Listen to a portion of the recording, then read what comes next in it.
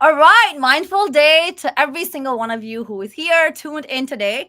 Welcome to Lead with Intentions, where your host, shows up here every single week, 12 p.m. Eastern Time, ready to serve you as best as I can. And it's truly an honor to cross paths with you today because this is not by chance. And I love the fact that you're appreciating yourself a little bit more by investing your time and prioritizing you.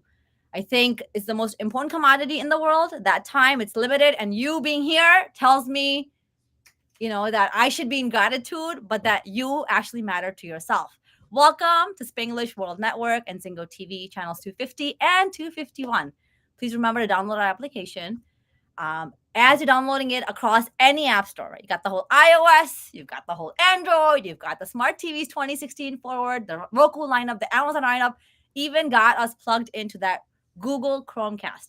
As you're downloading this free Zingo app, go ahead and leave us a review. Rate us, let us know what we're doing well. However, more importantly, what can we do better? Because that's how we grow, right? And the app is completely free. So come along that journey with us. And if you do download the app, you can actually engage with me live, chat with us, ask questions of all the brilliant, amazing guests that we have on our show. Now, I bring on people who are living intentional lives. That's kind of the ticket to getting a hot seat on one of these shows.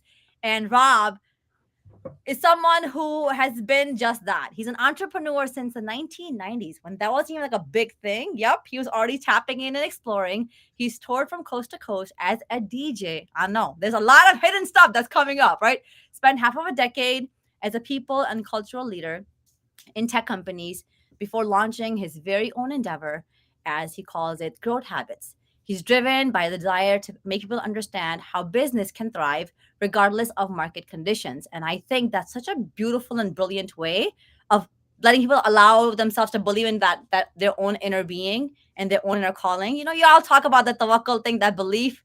It is so crucial. On top of that, he wants people to realize that becoming more confident, more creative, and joyful is a journey that we should all actually take part in.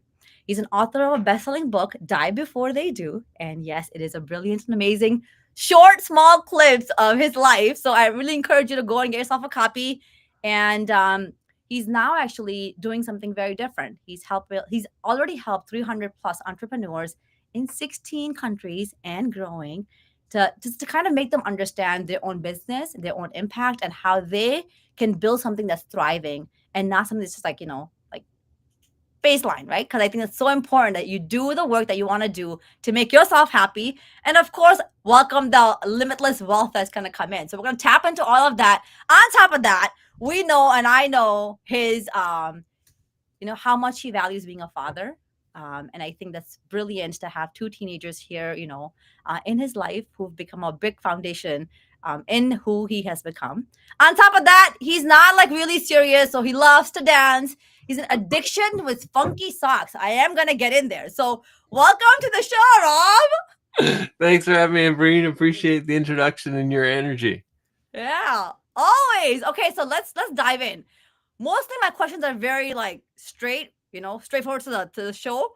But what is it with the funky socks? So, years ago, to limit the amount of decisions I need to make in any given day, I created a uniform for myself. And 90% of my closet is navy blue. I have 15 t-shirts that are all identical t-shirts. I have a few pair of jeans that are the exact same. But I still need and want a creative outlet. So I have a very vast collection of loud and funky and creative socks. And actually, I might even have some here. When people work with me, one of the things that they get in the mail is they get sent a pair of custom Growth Habit funky orange socks as well.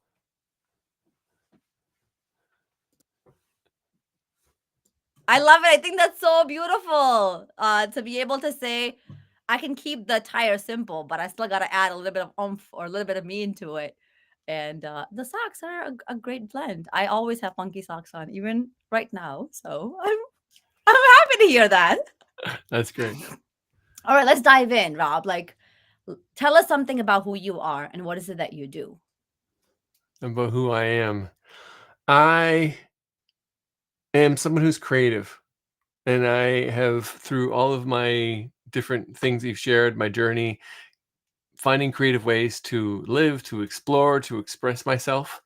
Whether it was the music stuff, when I was in people and culture, I always found ways to infuse creativity into it, and even to what I'm doing now and the ways that I'm helping people. And it's messaging, it's communication, it's how you put offers out there that people want, and but always with some creativity. That's really key and paramount to me. And I think a life without creativity and without creative output is a life maybe not worth living. Like, it's not a life fulfilled. So that's really huge to me. And then the second part, would you say, like, what am I doing now? Well, like, I mentioned it a little bit. Yeah, the way I'm talking about it now is I'm helping coaches build businesses they love, businesses where they're proud to tell their friends and family not just about the impact that they're making, but about the revenue that they're making as well. And the people that do this work truly from the heart, that care so much, that really are doing this because the work has so much meaning, they're not always the best at getting the message out there, at enrolling clients, and at making an actual business of it. And if you want it to just be a hobby because you care so much about it, that's great. That's wonderful. We need this more than ever. Do it. But if you do want to make it an actual business, if you do want to make this your main focus, then you need, there's some things you need to do, but it's about how do you do these things in a way that feel good? How do you do the important things that need to get done in the business so that you're attracting clients, you're enrolling clients, so that you're doing work that you love, but it doesn't feel off. It doesn't feel icky. It doesn't feel misaligned. I think that's such a beautiful and a profound way of looking at business, because oftentimes what I face for my own self, right? As you get into new territory, you don't know how to be a business person. You don't know half the things, all of the things you don't need. What do you mean by messaging? What do you mean by clients? What do you mean by like my niche? What do you mean by what is it that you're talking about? Because if you're somebody who is driven by impact, the lens that you look at life is so different than somebody who's driven by the money, the monetary. Like, this would be a good place to set me up for financial freedom. And so how do you help people kind of bridge that gap to be what you said, to be aligned? So it's about, like all things, it starts with, like, who the heck are you? What makes you unique? What lights you up? What are the things that you share in private with clients, with family members, with people that you trust? Like, and what makes other people go like, wow, okay, I love spending time with you. I love being with you. This is very helpful. This has meant so much. And finding what those things are and bringing that to the forefront and bringing that, like, okay, this is what we're going to build your business around. When it comes to your message and the things we're going to put on social media and the things we're going to put out there, we're going to make this the core of your message. And when it comes to who you want to serve, like, how do we infuse that and making that the focal point? Because it's amazing, like the internet, the fact that this is being broadcast all over, and I think I saw like broadcast to 1.5 million people. The fact that you and I met thanks to the internet, it's magic. It's really incredible. Because when I started businesses in the 90s, this wasn't here. I had to go store to store, door to door, and talk to people who ran the stores and haggle with them to carry my stock. I used to pay. I like paid to print flyers that I handed out places. I paid for magazine ads. I used to fax things to places to try and get my message out. Like, it was insane, the uphill battle. So it's amazing that we have this ability now to be able to share stuff and to put stuff out there. But a big mistake people make is either not sharing who they actually are, like hiding behind this fear, like, oh, what if I'm judged? What if I'm critiqued? So then the world doesn't get to see the light that you have within you. Or the other mistake I see people make is they make a fabricated version of themselves. Like, the version online is so different than who they are as a person. And then there's this like genuine misalignment. And then it's tough. And then that can work for a bit, but people are really good at sniffing out crap and something's not quite off here. And then even if you keep it up, then it's a facade. It's another thing you have to, like, the weight. Oh, I have to keep doing it. I have to keep pretending this. One of the best things I ever did is I embrace that I make typos, that I am not the best grammatically spoken written person, and it allows me to just, like, share ideas when they come to me, and it's okay that they have mistakes, and it's okay if they have typos. And uh, it's funny because sometimes people message me like, "Oh, Rob, you misspelled a word here. I think you want to fix it." And for them, it's triggered something. Or for me, I thank them and I'm like, it's fine. Like, I'll fix it later. And so that's what it really comes down to. Who the heck are you? What do you share in private to others that you trust? How do we show that publicly? And how do we build your business around who you genuinely are versus trying to create some fake crap that you have to maintain. And I love what you said, and I think this is something that I read upon as well. Is there have been this consistent theme when we make those mistakes, right? When we typo, or we don't are not grammatically correct, or you put a comma or there's a period. We do all these things. People resonate with us more because that human element is coming through. Like I think one of my friends said, like done is better than perfect. And that's so key. Now, kind of help us understand, because most of us who are, who are here, most of you who are here watching, you guys realize that we're going to constantly make mistakes. However, I think humans don't embrace those mistakes, and you've kind of been able to tap into that. So help us understand how we can get there. So it starts with understanding where this comes from. And then there's another really cool part, which is now in 2024, going in 2025, it's actually to your advantage more than ever in a way you might not realize. So the first part is understanding the history is, so you went to a school where it was when the bell rings, you line up, and then you go to your workstation, and then you don't answer unless spoken to, and you have to wait for permission to go to the toilet. And then it's just so structured. And then if you think about, well, wait a minute, what's that like? Because swap teacher for foreman. The bell rings, you line up to go to your workstation, and you need the permission for the foreman, and then you have set breaks. The school system as it exists in most Western countries is based on a 250-year-old model that was developed in Germany to turn rural people into good factory workers, into obedient people. And then between that and then a lot of work, especially if you've worked in corporate companies, it's it has to be perfect. It has to be great. If you do anything wrong, you will be called out. If you go even further back, this tribalism, that if you make mistakes and are ostracized from the tribe, you'll be kicked out. And then what happens? Then you're going to die. So just understand there's all these layers, and depending on your family, your parents, the cultural background that you had, you better be good, it better be perfect, and an A- is, you might as well have failed. So just understand that there's all of this programming, and to be an employee in a corporate company, yes. To be a good factory worker, yes. But to be an entrepreneur, it's actually so counter to everything. Entrepreneurship is about hypothesis, experimentation, feedback, adjust. And it's feedback and adjust. And it's this ongoing, evolving thing. So if you want to succeed with your own business, you have to acknowledge where it comes from and break it. And then the second part, the way that this is actually really darn good for you that you might not realize, is the world is being overwhelmed with ChatGPT, Claude, AI created drivel. It's just it's just like top 10 ways to and it's all the same. It looks the same. It smells the same. And people are craving human connection. People are craving uniqueness. People are craving genuineness, authenticity, and your willingness to have a comma instead of a period or a typo. It actually makes you feel relatable. What I think is going to happen, people are going to see that there's this movement towards less edited stuff, less polished stuff. People putting out videos where it's just like, here's what I'm thinking right now, and it's not hyper edited with all these fancy, and it's going to do well because that's what people actually want now in a world where there's so much over polish.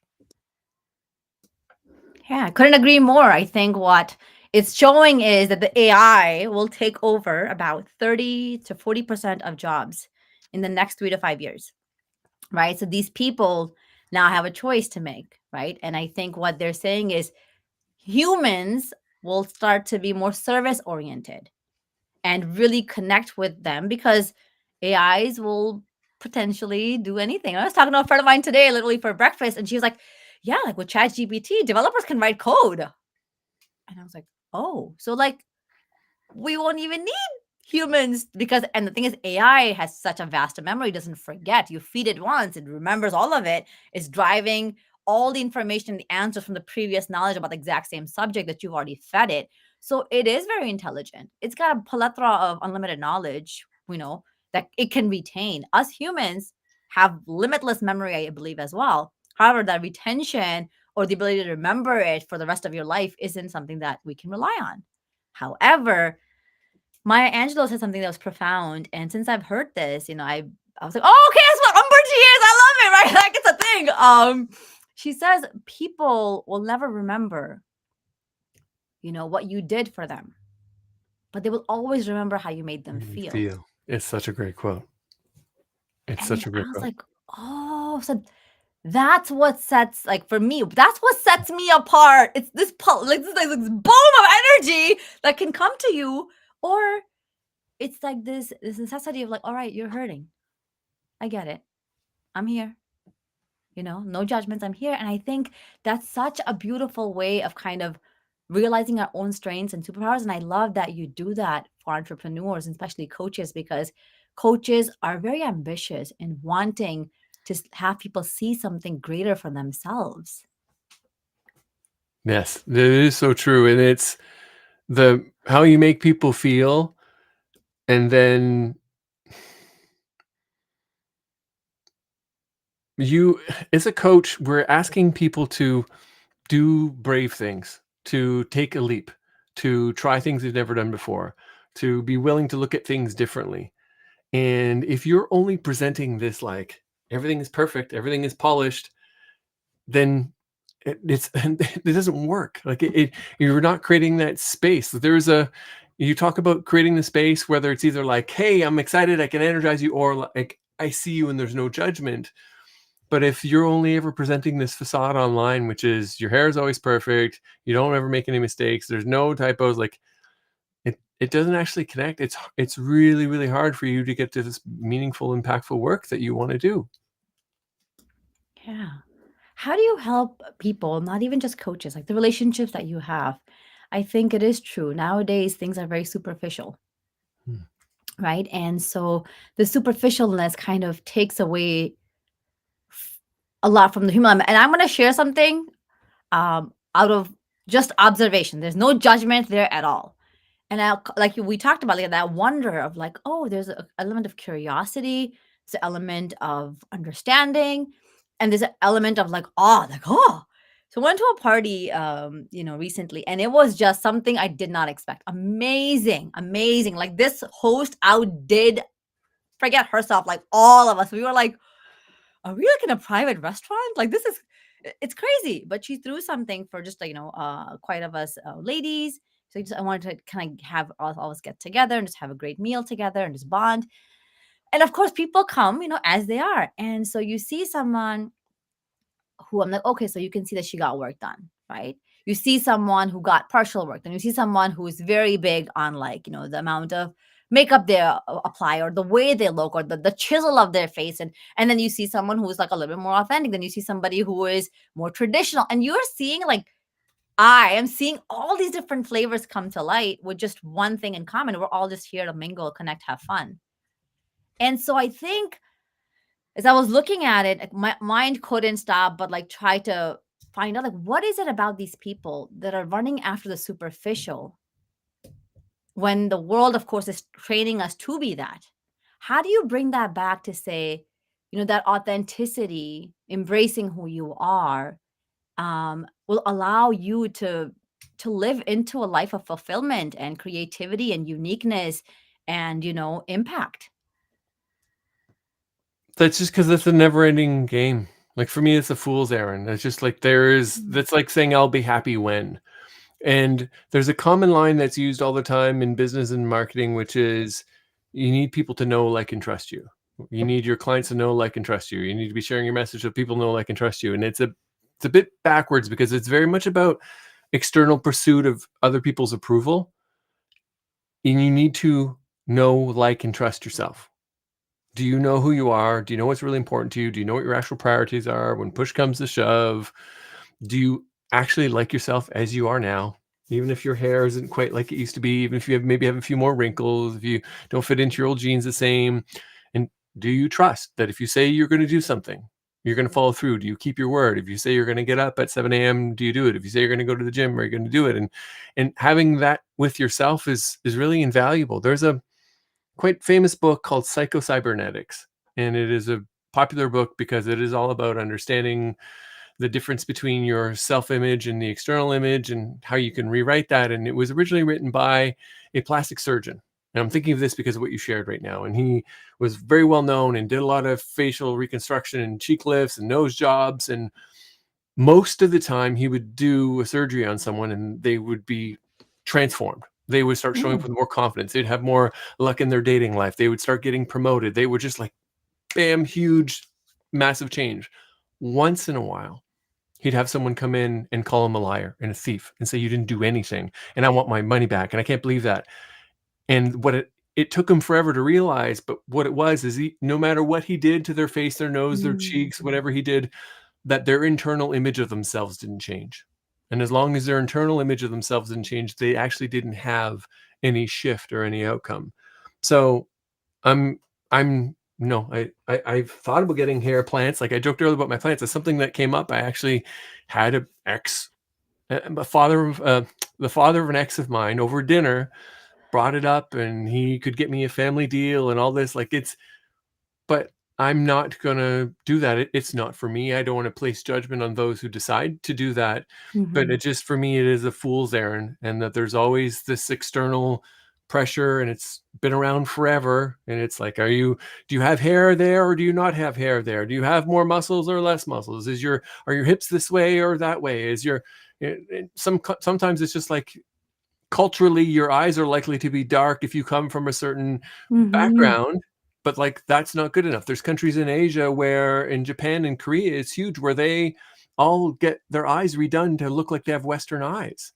Yeah. Eh, so it's just this never loving and accepting of yourself where all real change and impact and growth and contentment, fulfillment starts with loving and accepting yourself who you are. Because for me, that's a treadmill that you just can't get off. I see people on that treadmill and it's just never ending because it'll be this one day and it'll be the next week, it'll be something else.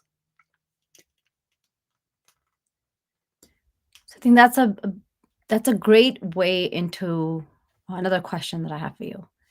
You know, I've read your book. I've seen how much you've explored. Like, come on, like Northern Lights, just because they showed up in your face. Like, if I was like, that's on my bucket list. Look at him like driving through. I'm like, oh, is that? And you have had so many experiences that you were present for, and that's one thing that I noticed while reading your book, Die Before They Do, is you've been someone who's shown up for life. You've been somebody who accepted and embraced your mistakes. And how did that tap into accepting and loving yourself? Because that's, I think, a challenge most people in the world are facing right now is they don't know who they are. They don't accept who they are. So how will they even think about loving who they are or they're becoming? It's been tough. It's been a journey. And I appreciate you saying that and reflecting that to me. And it's ongoing. And it's just a willingness to look at the parts that are difficult and a willingness to reflect and to because you can ignore it. We all have stuff. We all have some trauma. And maybe it was a parent. Maybe it was some difficult experience. Maybe it was more difficult. Like we all have stuff, and we can either pretend it's not there and ignore it and hope it goes away. And depending on your ability to cope with it or how severe it was, you might just like have this part that you're pushing down all the time. But for some other people, it will manifest in drug addiction, alcoholism, like abusive, like it will show up. And if it's not that extreme, it'll still just show up in other ways where it'll be that it's difficult to work with you, that you will Mhm. struggle with sharing your message online, that if you're an employee, you'll be in this situation where you just seem to be like, why am I keep attracting this kind of a boss? Like it is there whether you acknowledge it or not. And then once you've made that decision, once you've made that, like you've accepted that, then it's a willingness. And for me, it's meant a lot of therapy, a lot of coaching, a lot of self-reflection, a lot of journaling, a lot of seeking out mentors, and a lot of curiosity. Because before I really started exploring this, I almost took my life. Like I Mhm. got to the point where I was 10 seconds away from ending my life. And once I decided not to, and that my life I was going to be make it worth living because I have young children, and I didn't want to just take this burden that I didn't know how to deal with, and just I was all I was going to do was hand it to them, and they definitely wouldn't know how to deal with the pain. then from then it's just like, okay, well, what can I do? And I meditation and yoga and journaling and coaching and therapy and just trying different things and figuring out what works for me and what doesn't. And there's so many different ways that you can do it, Mm-hmm. but it's worth doing. And I think that's the bottom line, is that it's worth doing. And if you think like, oh, that's difficult, that's hard, it's messing with you in your life and your relationships now, whether you're being ignorant to or pretending otherwise or not. It is. Yeah. And for all of you who are tuned in thus far, I'm super grateful for sharing these moments with us. I do want to say that there's a lot to Rob's story and how he's come this far. You know, he's faced alcoholism, he's faced drug challenges and addictions. He's thought about, not even thought, but like, planned on committing suicide. Um and those things it's a lot of baggage to kind of shed. So, for somebody who needs to hear this, for somebody who is there on the other side of the screen and listening to our conversation and really just feeling hopeless, forget about embracing, accepting, loving myself. Like, they are in a place of darkness and there's so much shadow that is overtaking that light. How would you guide them, Rob? It's very contextual. It's hard without knowing the person and where they're at, but like all things, it's like finding a seed, finding a small seed and then watering it. And I remember reading a story of someone who was thinking of ending their life and they're on their way to where they were going to go do it. And on the walk there, a stranger smiled at them. And that small act was enough for them to think like, maybe not everything is terrible, and maybe I can find. So, I shared in my darkest moment, the last minute, I had this aha around my kids that I'm just going to hand that to them. But what if you don't have children? So like, who is someone that you know that loves you unconditionally? What is one small thing that you're grateful for? And if you are lucky enough to live in a world where you have warm water, where you have the internet, you can do this, where you are able to have food in your fridge and eat most days. So just know that like you're better off than a huge proportion of the world. That we have luxuries now. Like the fact that you can have a hot shower every day is a luxury that royalty didn't have 100 years ago, 150 years. Like, so just trying to find those little moments or little things that you can be thankful for, be grateful for, and then to water them. And like any seed, if you were intentional and give it a bit of sunlight and give it a little water, that it can grow from there. And there's, for most people listening to it, there's something that when you do, that you feel a bit more alive. There's one thing, like it could be drawing, it could be spending time with children, it could be speaking with a certain friend, and just paying attention to these moments where you feel a bit more alive, you feel a bit more expansive. And then same thing, like, okay, it's this big right now. Like, how do I get a bit more time and energy in that area that makes me feel more alive, more meaningful, more grateful? I think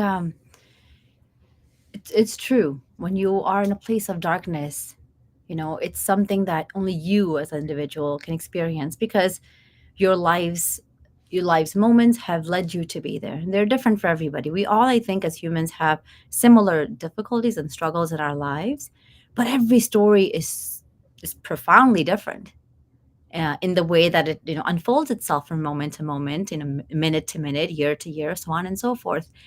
And in that moment, I think, to stop and pause and say and think that maybe I'll be grateful, or maybe I'll find a reason, or maybe I'll do something that makes me happy.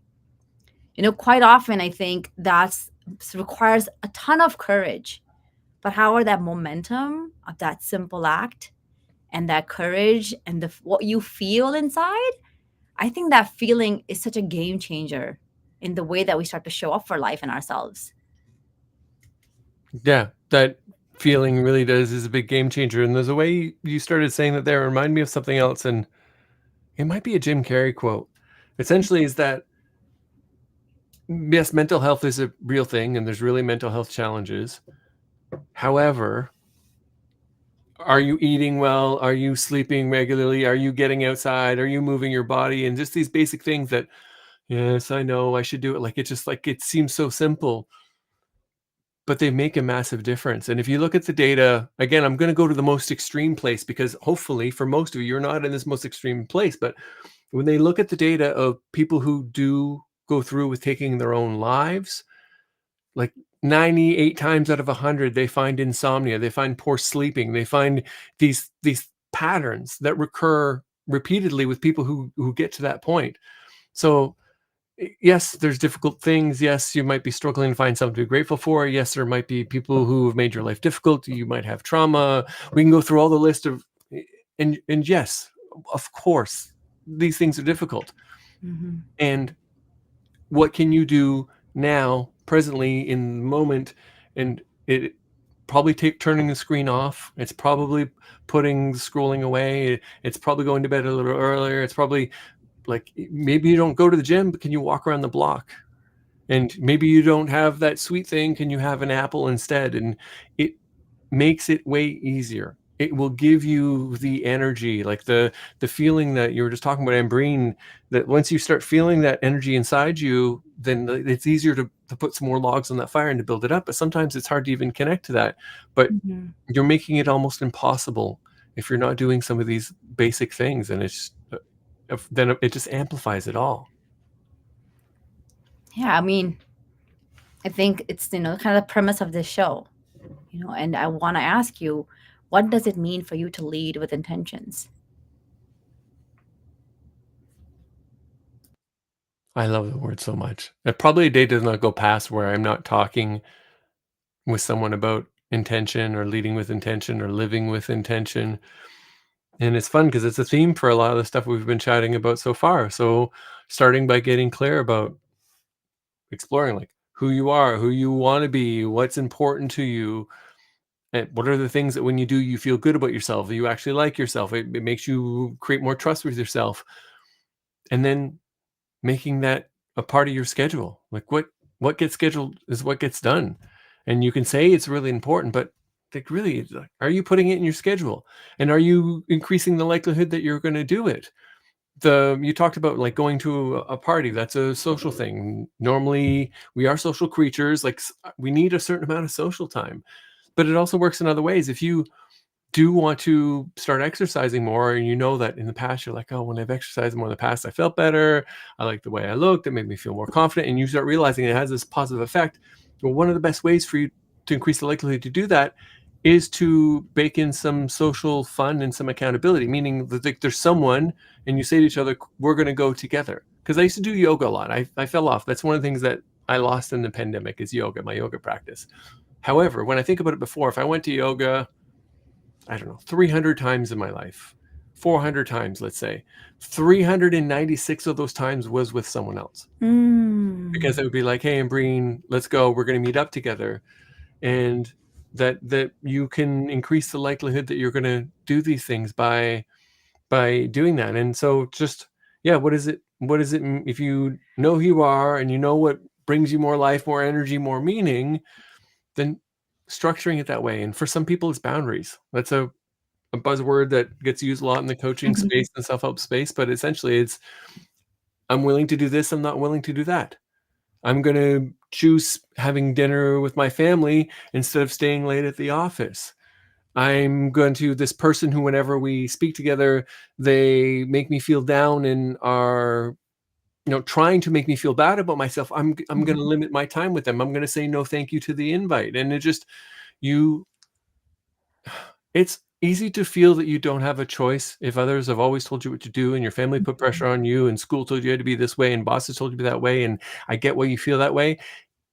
And surprise, you do have a choice. There is a blank piece of paper there if you're willing to pick up the pen.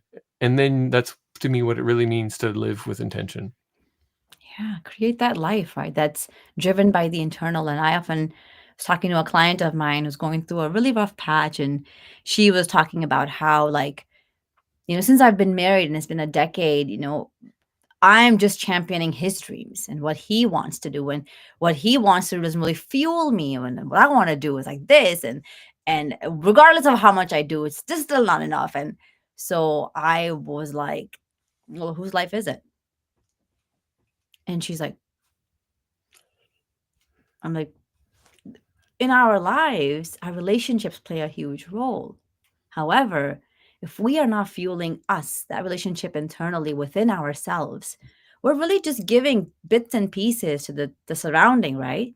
And I said, when you go and you read a book on like cupping, because that's your jam. You love cupping, you love psychology. All right, so now you're learning about cupping. And she's like, I finished the book so quickly. I was like, great. And I bought all this from the library. I'm like, great. And I'm like, so then she goes, but I got this thing of like, oh, stop reading that stuff. It's not going to help you make money, and all we need right now is financial freedom.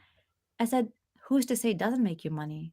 Do you know how much people charge for cupping? Like, and I said, and the fact that you are so driven by it, you can charge off the market rates because what you're providing is a part of your soul and energy that's going into that cup. It's not like everybody else was just doing it to get the job done.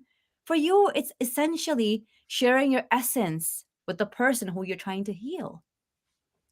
And there were just so many like light bulb moments that went on in her mind to be like, oh, and I was like, okay, so then make that a priority. How will you do? She goes, yeah, I'm gonna like when he's just like going on and complaining about me, just gonna leave the room and pick up a book. And I was like, great, what a way to lift you up, right? And so these small shifts that we don't really think we have a choice, and I think intentionality is all about that. At any given moment in time, we do have a choice as to how we show up. Now, can you please share with us, myself and all the amazing audience members who are tuned in, what is one thing that you can share about your own personal life that'll allow us to tap into Robb's world a little bit more? I talk about her a bit in the book, but I want to spend a bit more time talking about her just because she and I are in our pairing is so good and so healthy for each other, and we bring the best of each other. My partner Melissa, she's now my fiance, and Yeah, I was waiting. I was like, what happened to the story? Does it like keep going? Because I'm not there yet. All right, congratulations.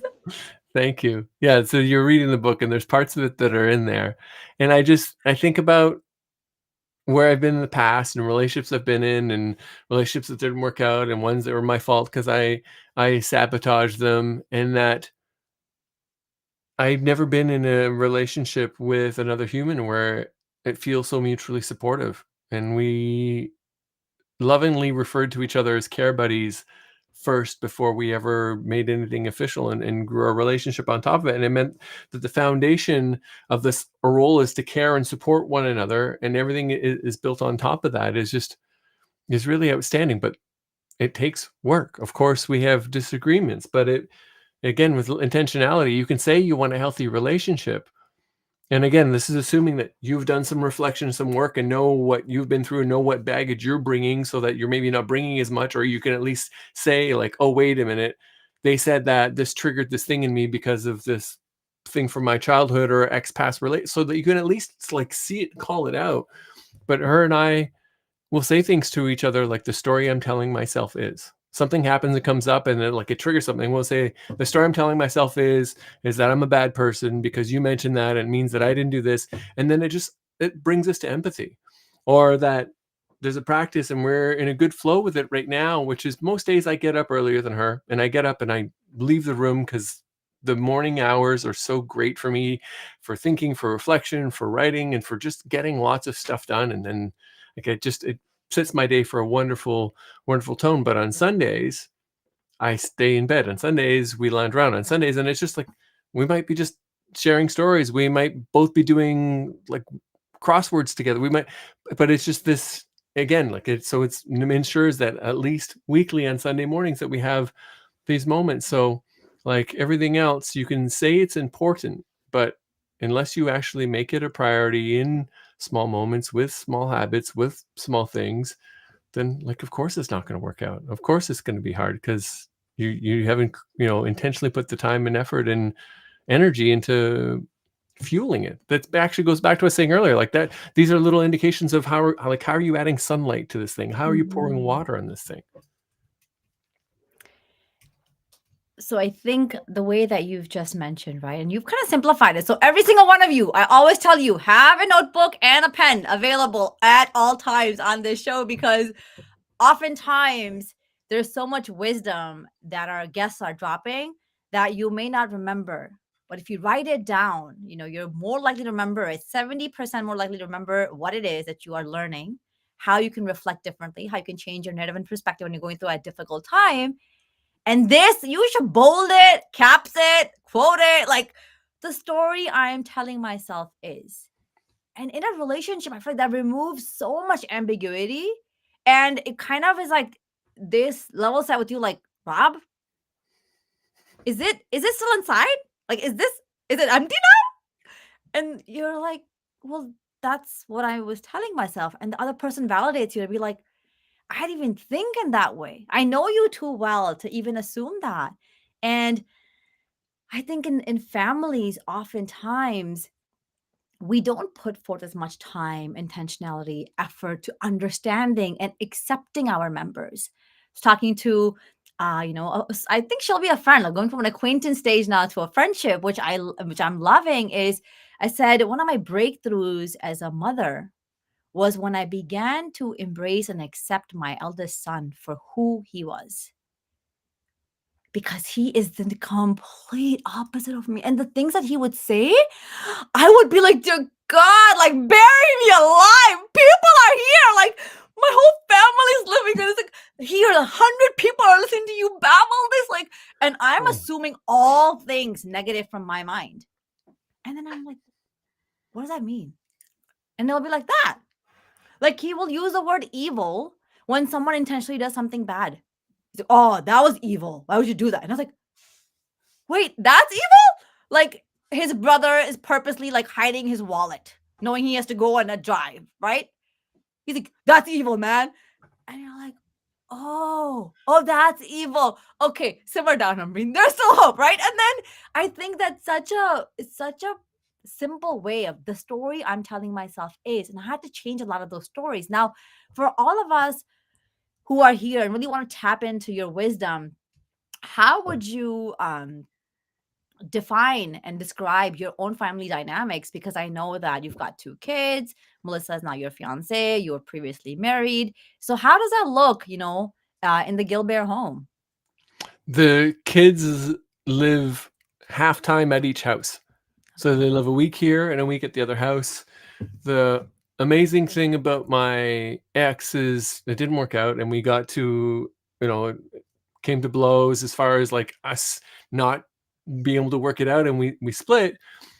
But this really wonderful thing happened once we realized we were going to part ways and knew we were going to go forward.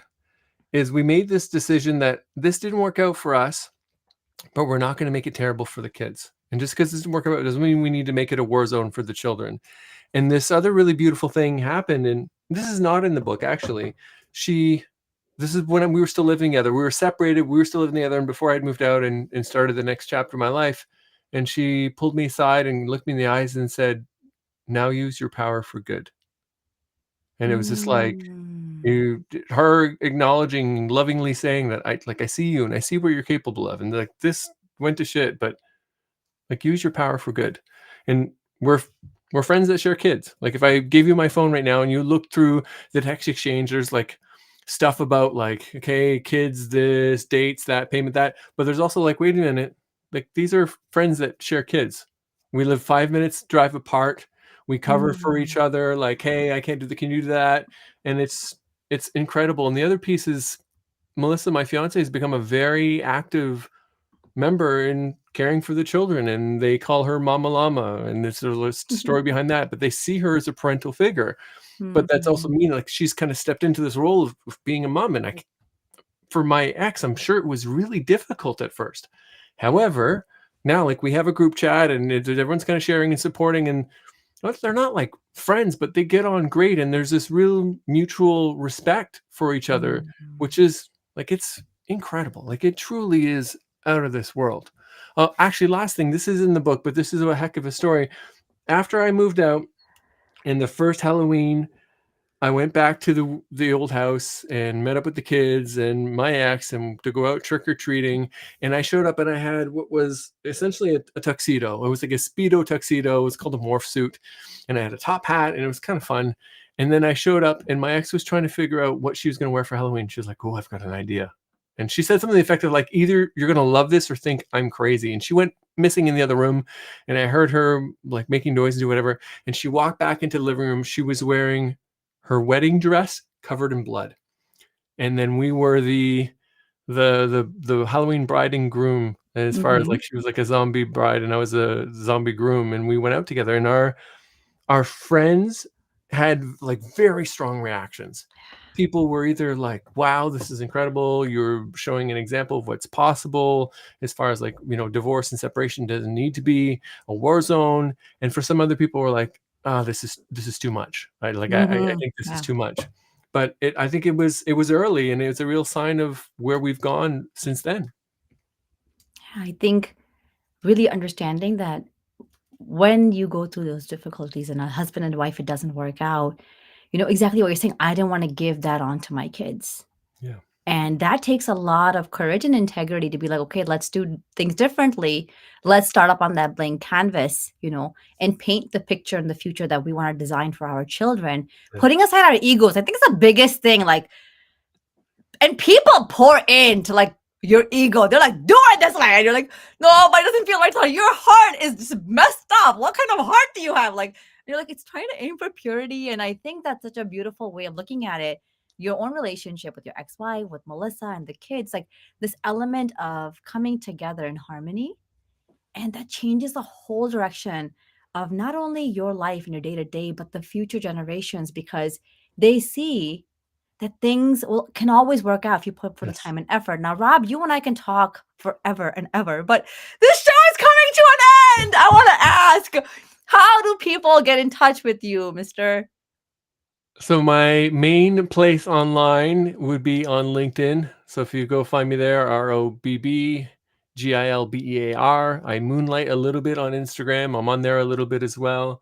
And if you just want to dive into my world and read a bunch of back issues of my newsletter and get some free helpful workshops, growthhabit.org. Growthhabit.org. All right, that's beautiful. I mean, you guys have to go and like drop something. Tell him something. Like, make this man happy. Make me happy. Always reach out to us. Hey, Adele, I see that you are tapping in. So I pray that your day is filled with mindfulness and just wonderful moments. Now, as we come to a close, I'm starting this tradition. Talking about habits. It's part of my habit. I ask you these questions, and they're called the rapid fire questions. And it's my way of kind of intentionally wrapping the show. Okay, are you ready? Let's do it. All right. Robb Gilbear, what do you want to leave behind for the world? I want to leave behind a belief that you can rewrite who you are. Kudos to that. How will you know that you've led an intentional life? When I get up and am excited for the things on my calendar, when I get up and I am grateful for what is going on, which is the case today. Like I'm living that life right now. The day ahead, man. So gratitude is key in lighting you up and lighting me up too. If you could create one law that everybody had to follow, what would that law be?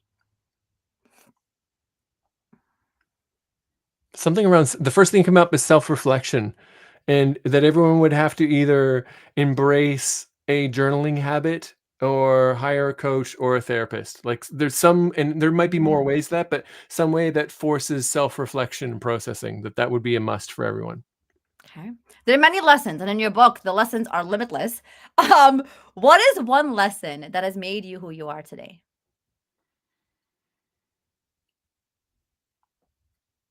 The belief that I could create my experience, the belief that I could create who I am. All right. And my last question to you, Rob, is what is the key to a healthy relationship?